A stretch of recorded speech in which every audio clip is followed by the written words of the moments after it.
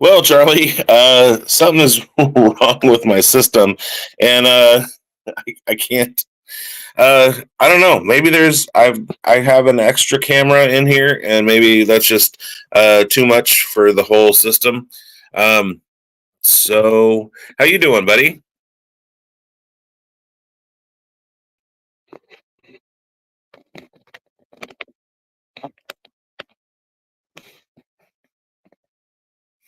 Yeah, I can't hear you at all, and I don't know why. Maybe it's because Oh, I got muted somehow. there you go. Maybe you're coming through through the TV. Uh, all right.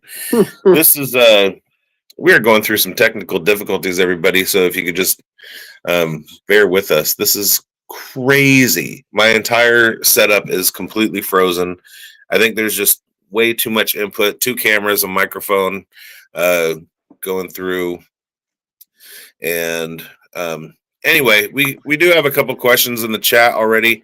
Uh, let's put the first one up there. Burrow Mayfield.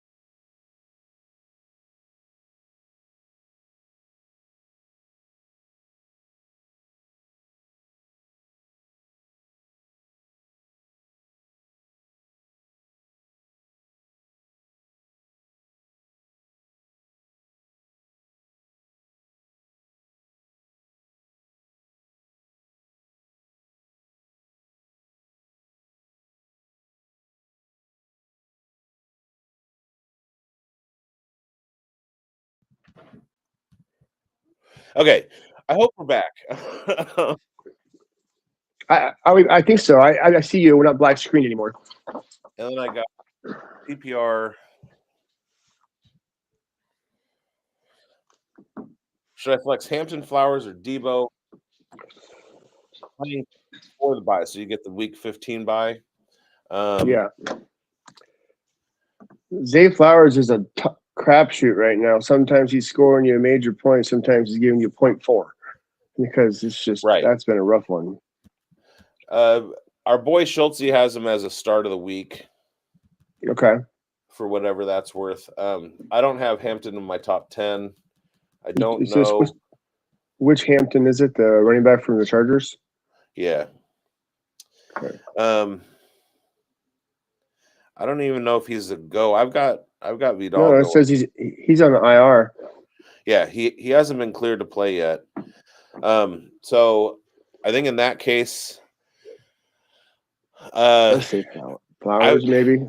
Yeah, I go Flowers, Debo, Hampton in that order. Yeah, I do. I don't like the Miami matchup for Debo, but in a couple places, like I have a league where I'm playing Debo and McLaurin. So Okay. Oh, okay. I don't have any better options than that. Right. Omari and Hampton, yes, yeah. So I think we're out on Hampton. That's if he gets cleared.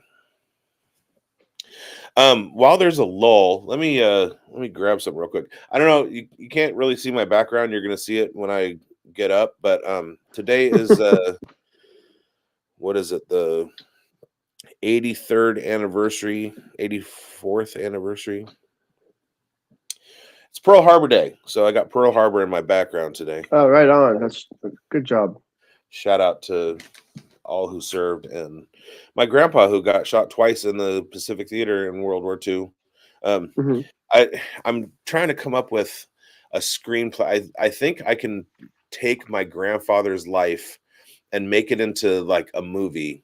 Hmm. Not a based on a true story one, but just like kind of a fun period piece from the 30s and 40s. So uh, he was raised in Paradise up north, born in Chico, California, raised in Paradise.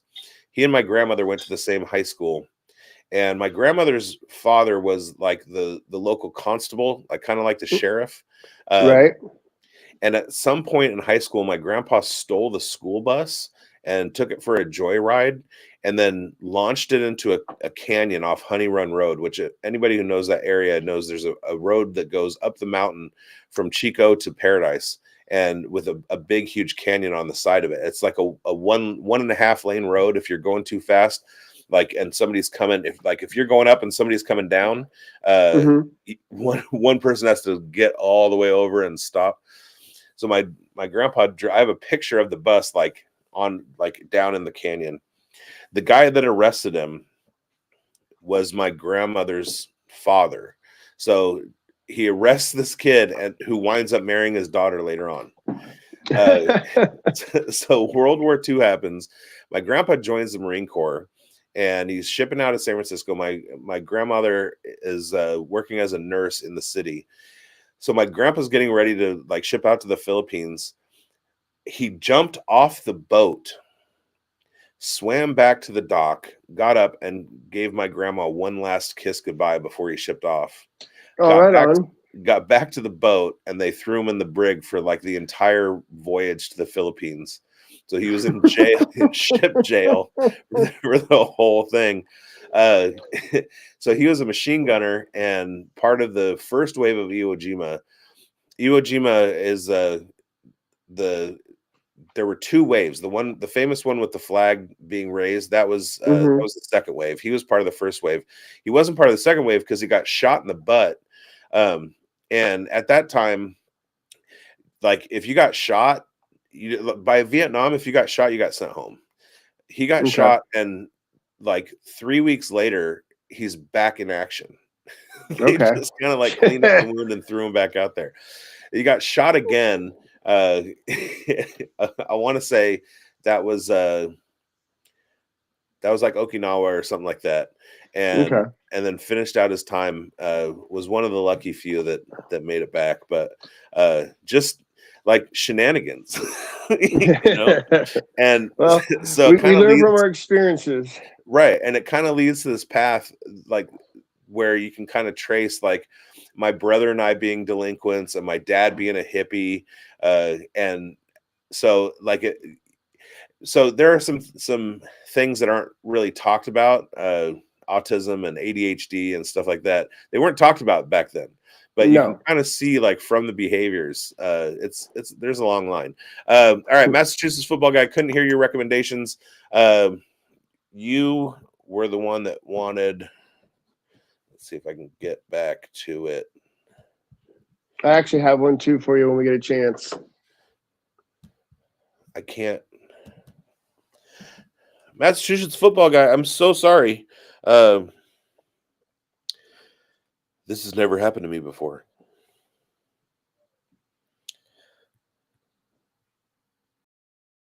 I think you were the one that said Burrow, Yeah, it was Burrow or and we went Burrow. yes. Mine totally disappeared. What is happening with Streamlabs? Um, So we said Burrow and Juwan Johnson, right? No, those are two different ones. Right, but the first one was we said Burrow. The second one was Juwan Johnson. Okay, that is correct. Yes. All right. So I'm gonna go grab my cocktail stuff, just because there's a lull in the conversation. I do have one quick question before this happens. Yeah. Flex position: Aaron Jones or Khalil Shakir? Yeah, it's a tough one. There's only difference about one projected point. If Josh Allen has a big day, Shakir, but I just have no faith in the Vikings right now. So I'm like, that's why it's a dilemma. So on the fantasy forecast, I had the Minnesota Vikings running back situation as a start. Okay. But it was monitor until game time. If Jones can't go, then Jordan Mason is a smash. Right. If Jones goes, then play Jones. Shakir, though, is in a very important lineup of mine, and I was counting on him last week, and he had an absolute dud. Exactly. But he does the whole like 1 week on, 1 week off thing. So if that pattern tracks, he could have a pretty big week. Which is what I'm looking for. Right. And I don't know why that happens. I think it was a lot. I picked up on this back when Darren Waller was with the Raiders. It seems like there's a lot of guys who get really involved in the offense 1 week, and then the next week the defense focuses on them and shuts them down.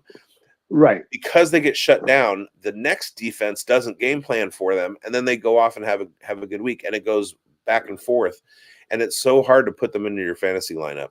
Agreed. So with that pattern, I go Shakir. But Aaron Jones gets targets, and with a running back, you want to have him catch those passes. And McCarthy's back. McCarthy is a work in progress. I haven't given up on him. I know a lot of people have given up on him. I have not personally. I still think he's going to be a good quarterback in the NFL. He'll grow into that. Looking at the matchups real quick, the Washington defense is huge as a play for your running backs. Yes, I've told people to stream them all week. But on the other hand, Cincinnati is the absolute best matchup for wide receivers. So let's go Shakir. Okay, perfect. All right. Check out Pearl Harbor. I'm going to grab this cocktail situation.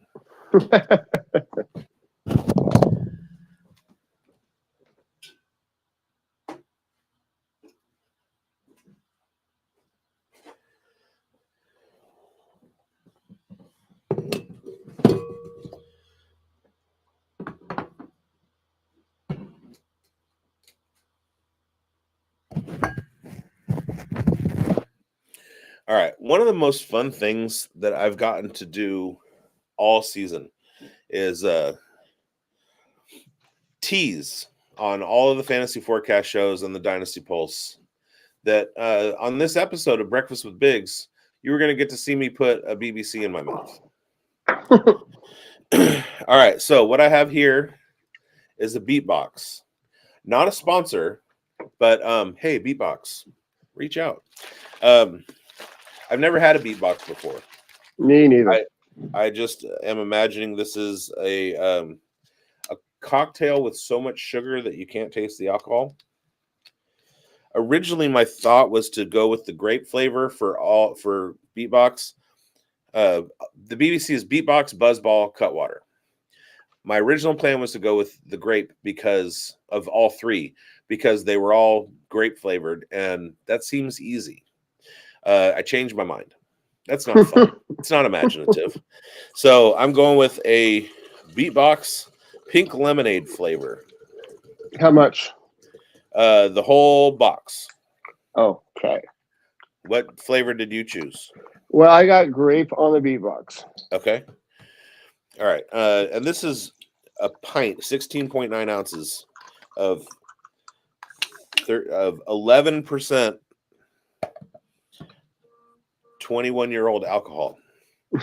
It's not alcohol that is 21 years old, because that would be really good. It's alcohol for 21-year-olds. All right, and then I got this pineapple jalapeno buzzball. Oh, you can't see it because it's green, and I'm using a green screen. Pineapple jalapeno buzzball. Okay. Again. I got grape.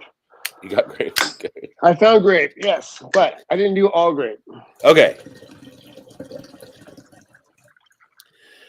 All right, so that goes in there. So I got pink lemonade and pineapple jalapeno.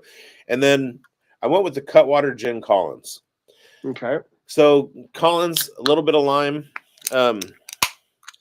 lemon. It's made with Cutwater gin, lemon juice, and natural flavors. So the flavors of a guy named Tom. So this is going to add a little carbonation, and I think that's the benefit of it. The reason that I did that is went with the Gin Collins is because of the Cutwaters, it has the lowest sugar content. Okay. And if you want a headache, the best thing to do is drink the sweetest alcohol that you can find. Oh, 100%. All right. So the challenge is that you drink the whole thing. I'm not going to chug it, but that's the challenge. And at this point, the challenge for me is it going to taste good? Right. So cheers, everybody. Thanks for a great season of Breakfast with Bigz. We're not done yet. We still have week 15, 16, and 17 to go.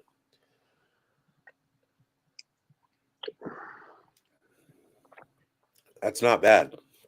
No. It kind of it's very sweet, but I don't think it's as sweet as like a soda. Yeah, really, yours isn't? Okay, so I have the Great Beat Box, the Great Buzzball, and the Mai Tai cut one. Oh. I was going for the fruity. Yeah, that's a lot of sugar in that Mai Tai one. Yeah. Well, we'll see how it goes here. What is it? How's the taste?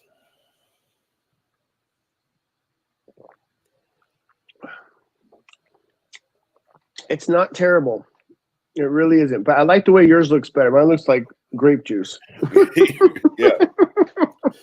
All right, Charlie. All right. To BBC in our mouths. Yes, sir. That's it's fun to say. Less fun to think about. All right.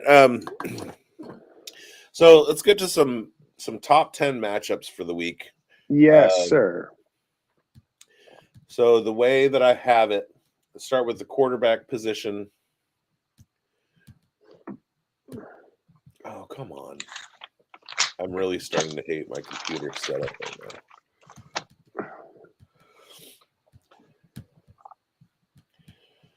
All right, Josh Allen, number one quarterback, 24.25 projected points. He's going up against the Cincinnati Bengals defense. That should be a wash. Terrible. Jamar Chase is back. I think T. Higgins has been cleared. Andre Yoshivas is an underrated stud. Speaking of the Bengals, Jamar Burton suspended by the team. He hasn't played a game in 2025. He had 100 yards in 2024. This was a kid who was supposed to do things in the NFL.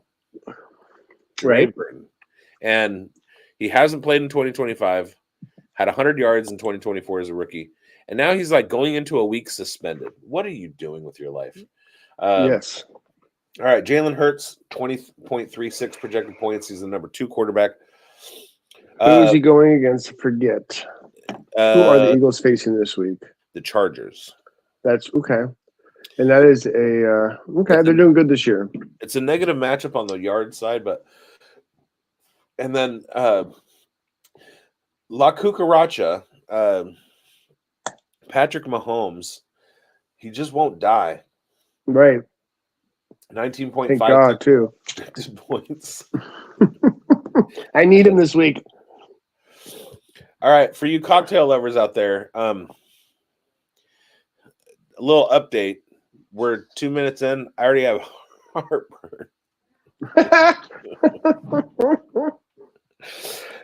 All right. Matthew Stafford, QB5, 19.16 projected points. Positive game score, high touchdown projection. So start Maddie. Jared Goff already played. Lamar Jackson, QB7, 18.65 projected points. People are down on Lamar Jackson this week. I have him ranked pretty high. Bo Nix, eventually he's going to pop off. Yeah, I mean, he's going to do Lamar things. Bo Nix, 18.37 projected points. I don't know about that. He got absolutely destroyed by the Raiders the last time they played. He had single-digit points. But, you know, it is the Raiders, and if Shador can get off against the Raiders, I'm confident Bo Nix can. Joe Burrow, QB9, 18.29 points. And then QB10, the return, Jaden Daniels. Yeah. Let's go, JD. Back. Finally. That will help with anybody like you were talking earlier that wants to play Debo and or McLaurin. Yes. My home league, I have 3 quarterbacks. It's a single quarterback start, but I have 3 quarterbacks. I have Jaden Daniels, so I've been without him for a while. Jackson Dart and Dak Prescott. Well, at least you had Dak there, but he's been good of late. But obviously, at the beginning of the season, it was a little hit and miss. But he's been pretty steady lately. And then also Malik Neighbors and Cam Scottaboo. So it's been a fun year. I had them both too, and it was rough. I went from the top to the bottom. All right, running backs. I got ranked number 1, Jahmyr Gibbs, 22 projected points. He had 40. So there you go. RB2, Devon Achane, 21.65. Jonathan Taylor, 21.08. Josh Jacobs has been banged up, but I have him at RB4, 19 points. Bijan at 19. James Cook at 18.79. Breece Hall at RB7 with 16 projected points. Bucky, the return of Bucky Irving, 16.04 points. That matchup is it's not a great one for Baker Mayfield. But it's a plus matchup as far as yards go for running backs. King Henry, 15. He's 15.61 projected RB9. And Chase Brown, 15.47. This game script, I think, is going to favor the Bills, and they're going to need to get Chase Brown involved in the passing game. Okay, yeah, agreed. Wide receivers, I got JSN at wide receiver 1, 20.34 projected points. Puka, wide receiver 2, 19.74. Jamar Chase, 19.41. CD already played. George Pickens already played and did not do what we wanted him to do. Amon-Ra already played.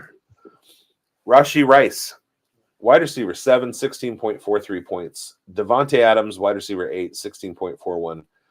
Nico Collins, 15.60. And rounding out the top 10, Chris Olave, 15.17 projected. Okay. I would love to see Chris Olave on a team with a good quarterback. I'm not trying to take anything away from Tyler Shuck. I really like Tyler Shuck. I'm probably higher on Tyler Shuck than most people. I got to see him at the Senior Bowl, and he looked good. And he's got close to 20 points in 2 of his starts with New Orleans. I like him, but to see Chris Olave in a situation where he's got a really good quarterback and stays healthy, he's such a good wide receiver. Agreed. Totally. I like Chris Olave too. I think if he stayed there and they really worked on the offensive line and rebuilt that defense, I think they'd be okay. Saints though, they're hit and miss, man. When they're rolling, they're rolling. Anybody who watches the Dynasty Pulse has heard us say this before. We don't helmet scout except for Ohio State wide receivers. No, yes, you can't go wrong there. All right, tight end. Obviously, Trey McBride, tight end 1, 16.66 projected points. Agreed. Brock Bowers, 13.3. Tyler Warren should have a big day. I'm hoping so. The Jaguars are not good at defending tight ends, and he's got 12.29 projected points. Travis Kelce, somehow, he's still like tight end 3. Like, what? what? But in Dynasty, I'm thinking he's going to retire this year. So,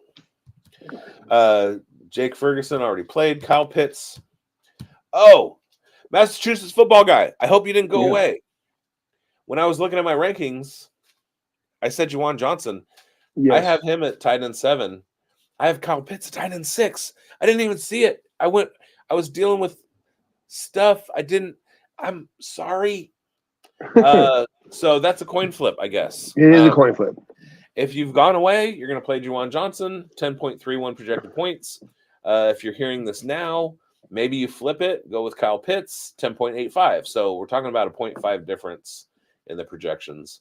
Tight end 8, Harold Fannin. Got to meet his family in Canton. That was cool. Tight end 9, Aronde Gadsden. I had him as a start, and Schultze was like, no. And I was like, yes. And then consensus start from all of the Fantasy Forecast crew, Brenton Strange, 10.18 projected points. Okay. We got a couple minutes before spilled coffee. So watch Spilled Coffee. Also, watch all of the Fantasy Forecast shows. We got Fantasy Forecast shows dropping Tuesday, Friday, Saturday to help you in the playoffs. Our Dynasty Pulse show drops Friday. Points After Thursday live with me and Greinberg Thursday night, right at the very end of Thursday Night Football. As soon as that clock goes to 0, we go live. And then Breakfast with Bigz next week, 8:30 a.m. West Coast, 11:30 a.m. East Coast. Shout out the UC Davis Aggies getting an at-large berth in the FCS playoff. They took one in the shorts against Idaho State, which they should not have. They should have gone in with one conference loss and been like an at-large berth. But they took that one, and the committee said, you know what, we don't care. Put them in. They hosted Rhode Island last night. Rhode Island traveled all the way across the country to play a game with their body clocks at 10 p.m. and got out to a lead at halftime. I was nervous. It was 2018, I think, 2018 Rhode Island. And then the Aggies absolutely put it on them in the second half, ran away with the victory. They move on. Illinois State, they host next week, playoff game here in Davis. They beat them last year in the playoff. And if they can make it to the final, they're going to go against one of their big Montana State and Montana have been a problem for Davis over the last few years. So we are all Aggies this week. And shout out to future Raiders quarterback Fernando Mendoza on taking down Ohio State last night. That was a good game too. Win the Big 12. Indiana showed up this year and proven that they are not a one-hit wonder like last year. So that's congratulations to that program. Nando's going to look good in silver and black. All right, everybody. Thank you for watching. We hope you win. We'll see you next week for Week 15 and the playoffs. Bye. We are here. FantasySportsAdvice.com, offering the best fantasy sports social media platform. Why join endless Discord communities or the trolls of Reddit? Fantasy Sports Advice is a community designed to help you win with 24/7 support. Go to FantasySportsAdvice.com and become a pro member for unlimited access. Again, go to Fantasy Sports